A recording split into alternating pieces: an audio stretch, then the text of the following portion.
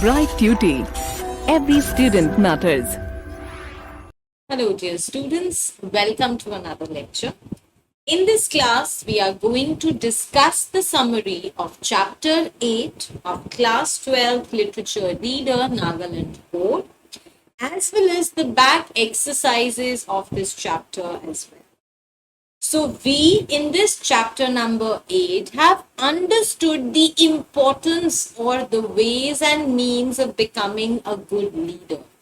So, leadership skills and how to develop good leadership skills was the essence of this chapter.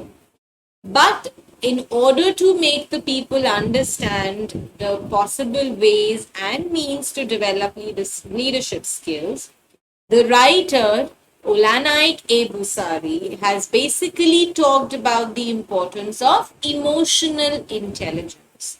So the writer talks about the importance of being self-aware, of being motivated, of being empathetic, having good social skills in order to be emotionally intelligent. He also emphasizes on the factors that are responsible for enabling one to become a good leader.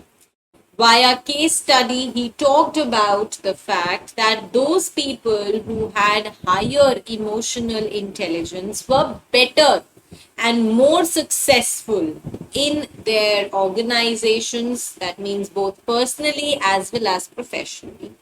Then he also talked about the model of Salovey, in which he talked about the importance of reasoning with one's emotions, of understanding one's emotions, on being able to decipher your emotions well, and also with the help of an example of Harvinder, who was a school teacher, and the attitude, the transformation that the principal of that school underwent from being commanding and authoritarian to being understanding and of, being empathetic is what this chapter talks about. So, in the nutshell, the chapter tells us that if one needs to be successful, both professionally as well as personally, then the most important thing that one has to learn and has to understand is the ways and means to exercise and monitor and regulate your emotions. One has to understand what are the possible ways in which one can learn and one can grow. So having a control on one's emotion is very, very important, and that will further lead to being successful in the world. Now let us look at the back exercises of this chapter now. Okay, so what factors have made things better in the modern times? So what are the factors that have made the things better? Now, the social as well as the organizational transformation. So, what are the two factors? We have social and organizational transformation. So, these are the two factors that have made things better in the modern times. Why does the writer refer to our modern society as a dynamic paradigm? What made the writer call the modern society as a dynamic paradigm?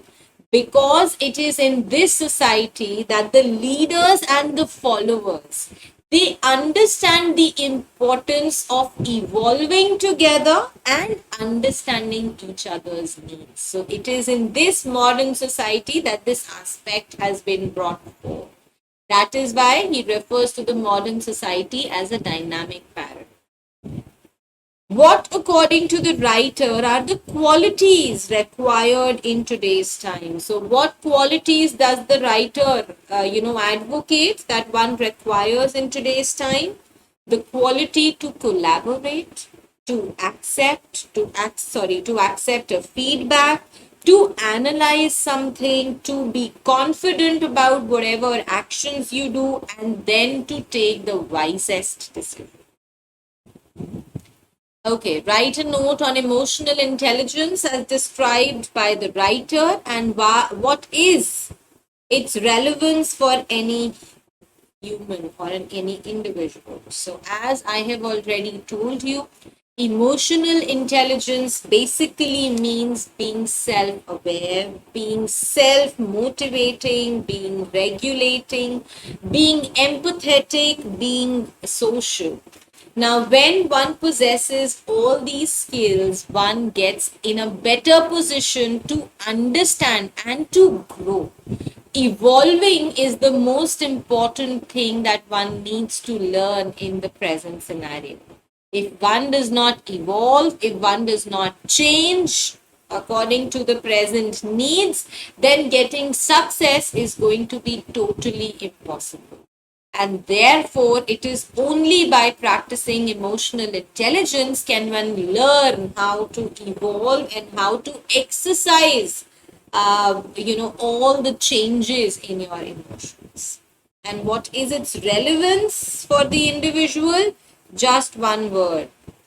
Exercising or practicing emotional intelligence will help you become successful in life. Okay. Who were Peter Salovey and John D. Mayer? So they were both psychologists as well as scientists who had developed a model in order to make people understand the importance of emotional intelligence. Okay, what do you mean by reasoning with emotions? So, reasoning with emotions means the ability, as you must have read, I have read along with you, the 4 factors that the scientist had modeled. So, reasoning with emotions means the ability to harness your emotions to facilitate cognitive skills. Cognitive means related to your brains, in which he talked about the fact that one needs to be smart enough to take advantage of somebody else's emotions to the best of your abilities. This is what reasoning with emotions means. Okay, what does neuro leadership entail and how relevant is its study for the modern individual? So entail means what are the 2 things that neuro leadership deal with? So neuro leadership deals with leadership as well as leadership development.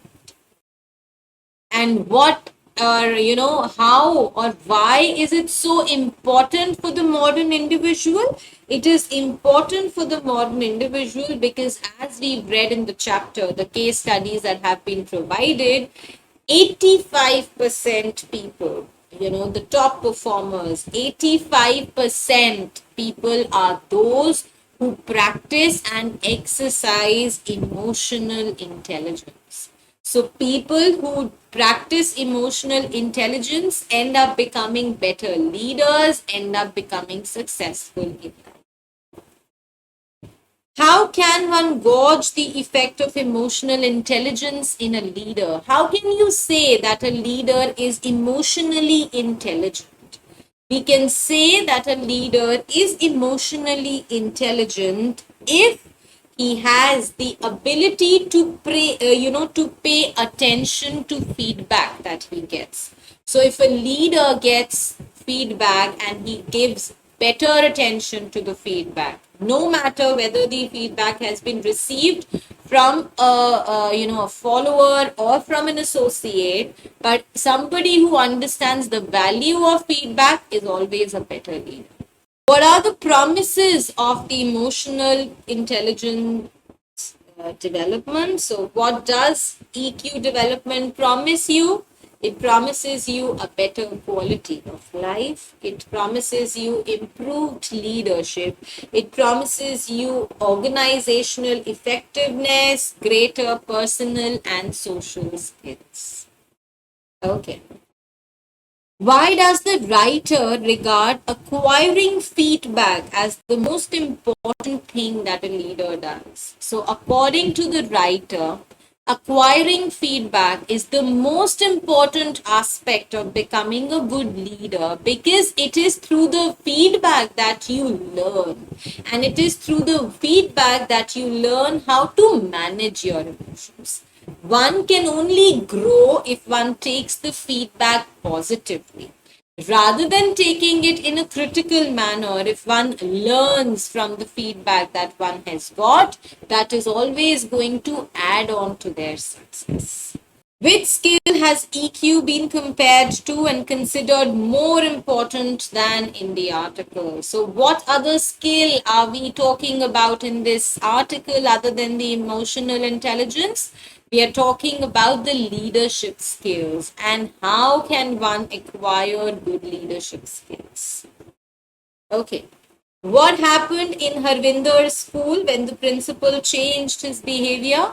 So, after the principal changed his behavior from being authoritarian and controlling to that of being understanding and empathetic, the faculty of Harvinder's school, they started taking a keen interest in the responsibilities that were given to them.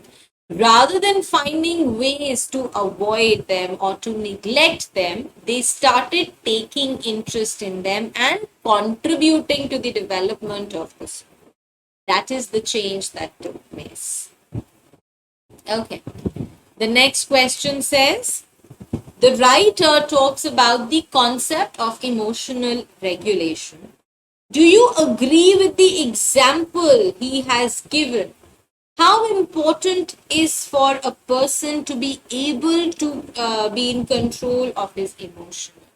Now, if you remember, emotional regulation is one of the factors that the two scientists had talked about. Let me take you to that page so that you're able to understand that better. Yes, so you see, these four factors that the scientist had laid forth to, he talked about the importance of regulating emotions. You see, he talked about the importance of regulating emotions. Why did he feel that regulating emotions is so important? Because according to him, if one knows how to respond appropriately to one's emotions, that is going to add on to one's success. Therefore, the art of knowing how to respond to emotions is something very, very important. Now, how important do you think it is important, for a person to control his emotions? It is obviously very important. If one does not know how to control one's emotions, they are going to be swayed away by whatever external forces that will be applied to them. Having a control over your emotions would always mean being in a better position. So, having a control over one's emotions means being in a better position to understand not only yourself but the others around you. And when you are able to exercise this control, when you are able to get this sort of an understanding, this will always add on to the kind of person you are. Your leadership qualities will increase, and you will also learn how to take advantage of the other person's emotions to the best of your abilities. Define emotional intelligence and explain the four factors of emotional intelligence. So, emotional intelligence is basically the sum of being self aware, of being self regulating, motivated, empathetic, possessing great social skills.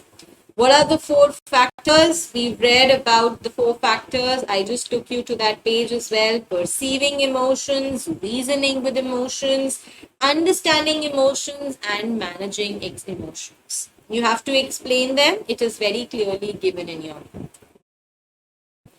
How can being emotionally intelligent help us in becoming brilliant leaders?